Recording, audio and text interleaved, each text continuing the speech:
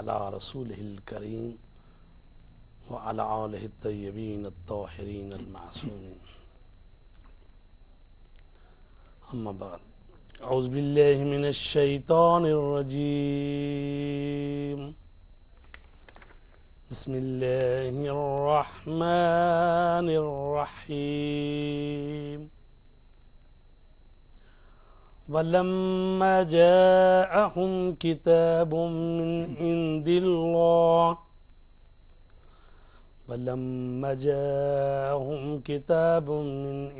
اللَّهِ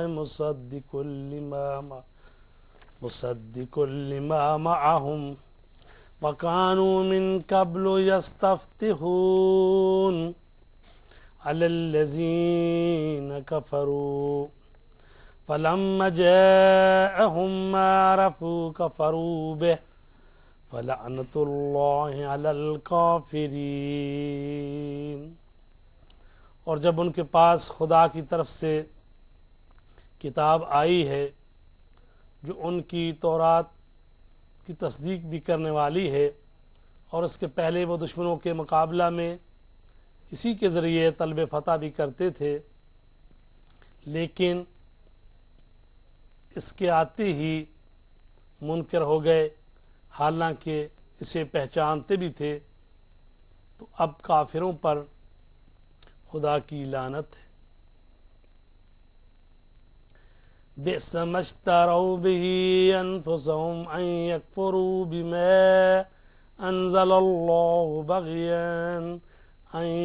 ينزل الله من فضله على من يشاء من عباده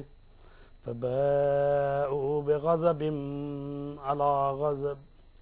وللكافرين عذاب مهين۔ ان لوگوں نے اپنے نفس کا کتنا برا سودا کیا ہے کہ زبردستی خدا کے نازل کیے کا انکار کر بیٹھے، اس ضد میں کہ خدا اپنے فضل و کرم سے اپنے جس بندے پر جو چاہے نازل کر دیتا ہے۔ اب یہ غضب بالائے غضب کے حقدار ہیں اور ان کے لیے رسوا کن عذاب بھی ہے۔ وَإِذَا قِيلَ لَهُمْ آمِنُوا بِمَا أَنزَلَ اللَّهُ قَالُوا نُؤْمِنُ بِمَا أُنزِلَ عَلَيْنَا وَيَكْفُرُونَ بِمَا وَرَاءَهُ وَهُوَ الْحَقُّ مُصَدِّقًا لِمَا مَعَهُمْ قُلْ فَلِمَا تَقْتُلُونَ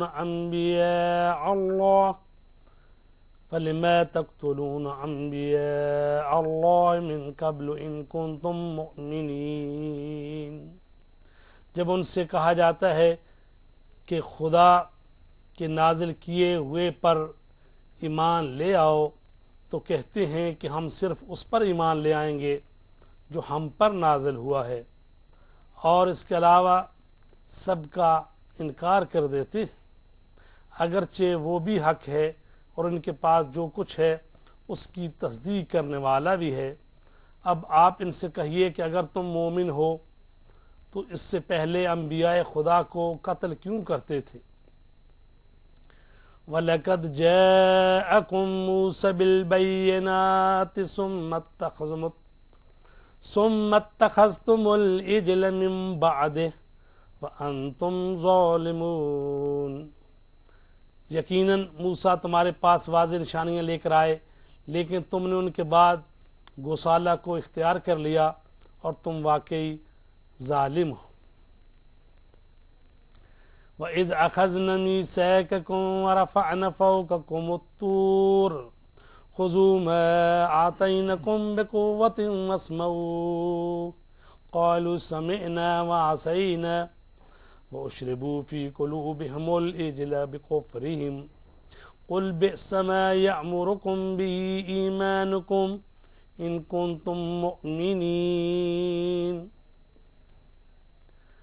اور اس وقت کو یاد کرو جب ہم نے تم سے تورات پر عمل کرنے کا عہد لیا اور تمہارے سروں پر کوہ طور کو معلق کر دیا کہ تورات کو مضبوطی سے پکڑ لو، تو انہوں نے ڈر کے مارے فوراً اقرار کر لیا کہ ہم نے سن تو لیا لیکن پھر نافرمانی بھی کریں گے، کہ ان کے دلوں میں گسالہ کی محبت گھول کر پلا دی گئی ہے۔ پیغمبر ان سے کہہ دو کہ اگر تم ایماندار ہو تو تمہارا ایمان بہت برے احکام دیتا ہے۔ صدق اللہ العلی العظیم۔ محترم ناظرین و سامعین، آج ہم نے آپ کے سامنے سورہ بقرہ کی آیت نمبر 89 سے 93 تک تلاوت کرنے کا شرف حاصل کیا ہے۔ یہ سورہ بقرہ جو ہے یہ زیادہ تر اس کا حصہ جو ہے یہ بنی اسرائیل، حضرت موسیٰ اور ان کی قوم کے متعلق ہی جو حادثات اور واقعات ہوئے ہیں ان کو بیان کرتے ہیں۔ تو آج بھی جن آیات کریمہ کا ترجمہ کیا گیا ہے اور تلاوت بھی کی گئی ہے وہ بھی انہی کی طرف ہماری توجہ مبذول کرتے ہیں۔ پیغمبر اسلام کے آنے سے پہلے یہ لوگ اپنی کتاب کی بشارتوں کی بنا پر اپنے دشمنوں سے کہتے تھے کہ محمد آ گئے تو تم سب کا کلا کما ہو جائے گا، لیکن جب وہ آ گئے تو ان کا بھی انکار کر دیا۔ در حقیقت اپنے نفس کا بدترین سودا انہوں نے کیا کہ انسان چند دن کے راحت و آرام کے لیے اللہ کے نبی کا انکار کر دے، اور یہ آئے ہی وہاں سے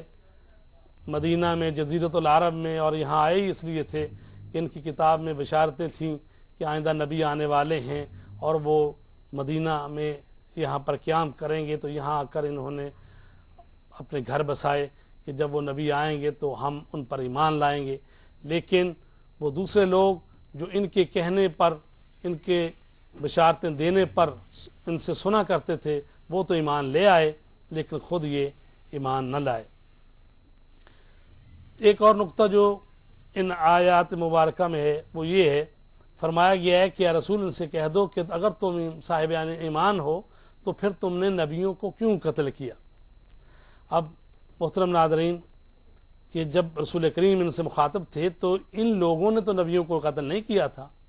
وہ تو پچھلے والے لوگ تھے جنہوں نے قتل کیا تھا۔ لیکن قرآن ہمارے ہاتھ میں ایک فارمولہ دے رہا ہے کہ اگرچہ انسان جو ہے کسی عمل میں خود شریک نہ بھی ہو، لیکن اگر اس عمل پر راضی ہو تو پھر ان کا حساب بھی قرآن اور اللہ اور اس کا رسول انہی میں ہی کرتا ہے۔ جن لوگوں نے نبیوں کو قتل کیا، اگر یہ بعد والے لوگ بھی ان کی اس حرکت پر خوش ہیں تو گویا یہ بھی ان میں شامل ہے۔ تو لہٰذا یہ ایک قرآن مجید نے ہمیں طرز عمل بتایا ہے کہ اگر کہیں کوئی بے جرم کو قتل ہوا ہے تو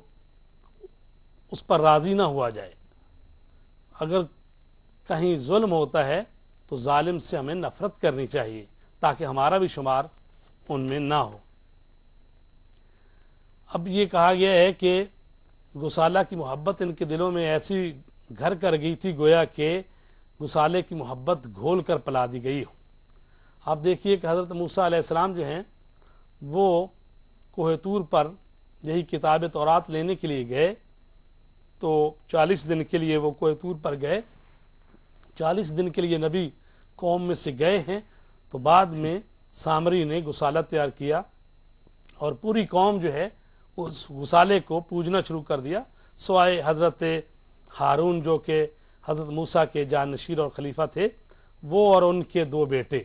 تو باقی کہتے ہیں تمام کے تمام لوگ جو تھے وہ اس غسالے کی پرستش کرنی انہوں نے شروع کر دی۔ تو اللہ تبارک تعالیٰ نے جب تورات دی اور وہ لے کے آئے تو اس کو قبول نہیں کر رہے تھے، تو اللہ کے حکم سے پھر کوہ طور کے پہاڑ کا ایک بہت بڑا حصہ جو ہے وہ فرشتوں نے اٹھا کر ان کے سروں کے اوپر لے کر آئے کہ اس کو مانتے ہو کہ نہیں مانتے ہو۔ تو تب انہوں نے جا کر اس کا اقرار کیا جو کہ اس آیت نمبر 92 میں اس کا ذکر ہو رہا ہے کہ جب اللہ تبارک تعالیٰ نے تمہارے سروں پر کوہ طور کو معلق کر دیا کہ تورات کو مضبوطی سے پکڑ لو، تو اس وقت انہوں نے اقرار کیا۔ خداوند عالم ہمیں صحیح معنی میں قرآن مجید کو پڑھنے، سمجھنے اور اس پر